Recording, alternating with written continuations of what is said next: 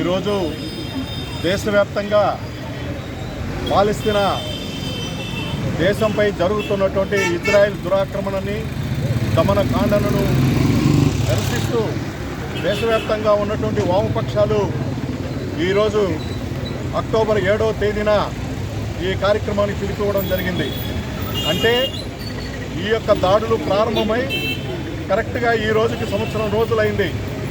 అయినా కానీ ఇజ్రాయెల్ అనేటువంటి దేశం దురాక్రమణకు పాల్పడుతూ మొత్తం అమెరికా యొక్క అండదండలతోటి ఆ విధంగా ఈ యొక్క మారణ హోమాన్ని సృష్టిస్తూ ఉంది.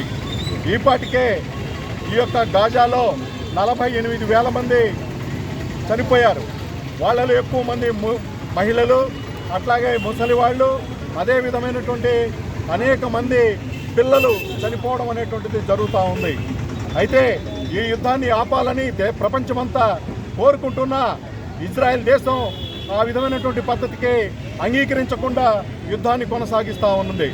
మొత్తం మనం చూస్తే మొత్తం అంతర్జాతీయ న్యాయస్థానం కూడా ఈ యుద్ధాన్ని ఆపాలని చెప్పినా, ఐక్యరాజ్య సమితి చెప్పినా, ఎవరు చెప్పినా పెడచెవిన పెట్టినటువంటి ఇజ్రాయెల్ యొక్క దమనకాండని అమెరికా సమర్థించడం, సపోర్ట్ చేయడం, అదేవిధంగా ఈ యొక్క అలీన ఉద్యమానికి నాయకత్వం వహించేటువంటి భారతదేశం కూడా ఆ యొక్క ఇజ్రాయెల్కు ఆయుధాలు సప్లై చేయడం, కార్మికులను సప్లై చేయడం చాలా దుర్మార్గమైనటువంటి విషయంగా వామపక్షాలు దీన్ని ఖండిస్తూ ఉన్నాయి.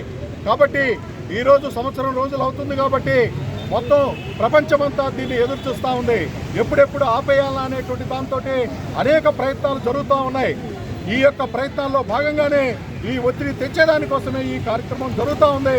కాబట్టి వామపక్షవాదులే కాకుండా ప్రజానీకం అందరూ కూడా దీన్ని మద్దతు ఇవ్వాలని, ఆ విధంగా ఈ యొక్క జరుగుతున్నటువంటి మారణ హోమాన్ని ఖండించాలని చెప్పి కోరుకుంటా ఉన్నాం.